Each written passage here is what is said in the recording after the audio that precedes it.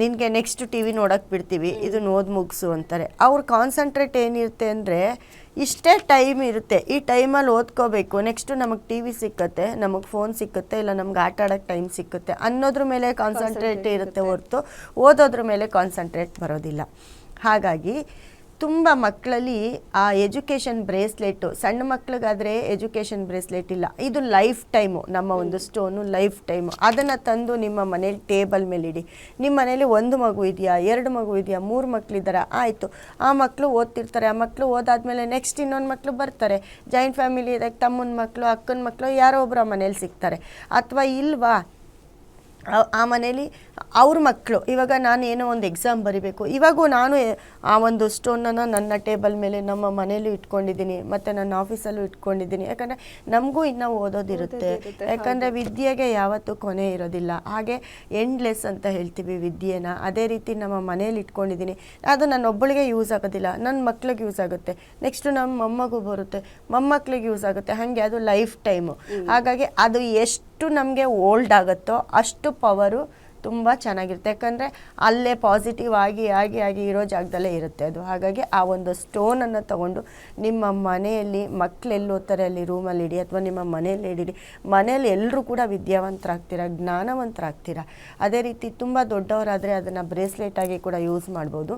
ಅದರ ಜೊತೆಗೆ ನೋಡಿ, ಹಯಗ್ರೀವ ಮಂತ್ರ ಅಂತ ನಿಮ್ಮ ಇದರಲ್ಲಿ ಹೋಗ್ತಿದೆ, ಜ್ಞಾನಾನಂದಮಯಂ ದೇವಂ ನಿರ್ಮಲ ಸ್ಫಟಿಕ ಭಾಷಿಕಂ ಕೃತಿಂ ಆಧಾರಂ ಸರ್ವವಿದ್ಯಾನಂ ಹವಿಗ್ರಂ ಉಪಾಸ್ಮಹೆ ಅಂತ. ಈ ಒಂದು ಮಂತ್ರನ ತುಂಬ ಜಾಸ್ತಿ ಏನು ಬೇಡ, ಇದನ್ನು ಮಕ್ಕಳಿಗೆ ಏಕಾಗ್ರತೆಗೋಸ್ಕರ ನಮ್ಮ ಇದರಲ್ಲಿ ಹೋಗ್ತಾ ಇದೆ ಅದು, ನಮ್ಮ ಚಾನೆಲ್ ನೋಡ್ತಾ ಇರೋರು ಗೊತ್ತಾಗುತ್ತೆ, ಇಲ್ಲಾಂದರೆ ಮತ್ತೆ ರಿಪೀಟ್ ಹಾಕ್ಕೊಂಡು ನೋಡಿ. ಈ ಒಂದು ಮಂತ್ರನ ನಿಮ್ಮ ಮನೆಯಲ್ಲಿ ಒಂದು ಪೇಪರಲ್ಲಿ ಬರೀರಿ. ಹಯಗ್ರೀವ ಮಂತ್ರ ಅಂದಾಗ ಈ ಒಂದು 4-6 ಲೈನು ಸಿಕ್ಕತ್ತೆ ನಿಮಗೆ. ಇದು ತುಂಬ ಏಕಾಗ್ರತೆಯನ್ನು ಹೆಚ್ಚಿಸೋದಕ್ಕೆ, ಮಕ್ಕಳ ಒಂದು ನೆನಪಿನ ಶಕ್ತಿನ ಹೆಚ್ಚಿಸೋದಕ್ಕೆ. ನೋಡಿ, ಆಗಿನ ಕಾಲದಲ್ಲೆಲ್ಲ ಏನು ಮಾಡ್ತಾಯಿದ್ರು, ಮಕ್ಕಳು ಸ್ಕೂಲ್ಗೆ ಹೋಗ್ಬೇಕಾದ್ರೆ ಫಸ್ಟು ಯಾವುದೇ ಸ್ಕೂಲ್ಗೆ ಹೋಗಲಿ, ಗುರುಕುಲಕ್ಕೆ ಹೋಗಲಿ, ಅವ್ರ ಕೈಲಿ ಯಾವುದಾದ್ರೂ ಒಂದು ಪ್ರಾರ್ಥನೆಯನ್ನು ಮಾಡಿಸಿ ಅವ್ರ ಕೈಲಿ ಮಂತ್ರಗಳನ್ನ ಪಠಿಸ್ತಾಯಿದ್ರು. ಯಾಕಂದರೆ ಮಂತ್ರಕ್ಕೆ ತುಂಬ ಶಕ್ತಿ ಇದೆ. ಮಂತ್ರಕ್ಕೆ ಶಕ್ತಿ ಇದೆ ಅಂತಂದರೆ ನಾವೇನಾದರೂ ಮಂತ್ರವನ್ನು ತುಂಬ ಅತಿ ಹೆಚ್ಚು ಅದನ್ನು ಸ್ಟಾರ್ಟ್ ಮಾಡಿ ನಾವು ಹೇಳ್ಕೊಳ್ತಲ್ಲ ಇದ್ರೆ, ಇವಾಗ ಕೆಲವ್ರಿಗೆ ಹೇಳ್ಕೊಳಕ್ಕೆ ಬರಲ್ಲ, ಮಂತ್ರ ಹೇಳ್ಕೊಳಕ್ಕೆ ಬರಲ್ಲ, ಯಾಕಂದರೆ ಉಚ್ಚಾರಣೆ ಆಗಲ್ಲ. ಅವ್ರೇನು ಮಾಡ್ತಾರೆ, ಎಲ್ಲರೂ ಮಂತ್ರನೇ ಹೇಳ್ಕೊಡಲ್ಲ, ಅವ್ರ ದೇವ್ರನ್ನ ಅವರು ನೆನಪಿಸ್ಕೊತಾ ಇರ್ತಾರೆ, ಅವ್ರ ಭಕ್ತಿ, ಅವರ ಶ್ರದ್ಧೆ ಆಗಿರುತ್ತೆ.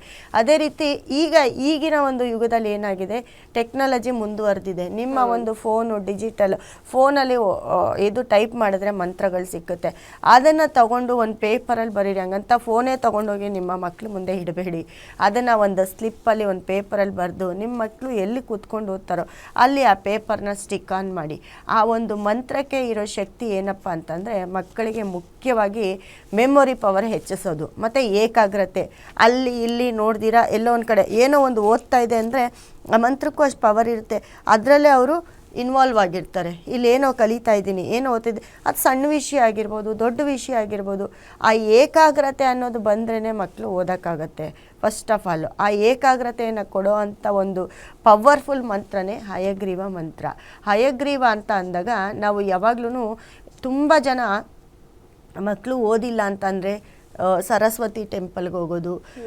ಸರಸ್ವತಿ ಟೆಂಪಲ್ಗೆ ಹೋಗಬೇಕು, ಯಾಕಂದರೆ ಸರಸ್ವತಿ ನಮ್ಮ ಒಂದು ವಿದ್ಯೆಯನ್ನು ನಮಗೆ ಕೊಡ್ತಾಳೆ. ಸರಸ್ವತಿ ಇದ್ರೇ, ಯಾಕಂದರೆ ಸರಸ್ವತಿ ಅಂದರೆ ನಾವೇನು ಆ ಲೈನ್ನ ಬರಿತೀವಿ ಅದೇ ಸರಸ್ವತಿ. ಇವಾಗ ನಾವು ಅಕ್ಷರಗಳು ಬರಿತೀವಿ, ಅದು ಸರಸ್ವತಿ ಜ್ಞಾನ, ಆಯಿತಾ. ಬರೆಯೋಕ್ಕೆ ಬರಬೇಕು, ಓದೋಕ್ಕೆ ಬರಬೇಕು ಅಂದರೆ ಆ ಜ್ಞಾನನೇ ಸರಸ್ವತಿ.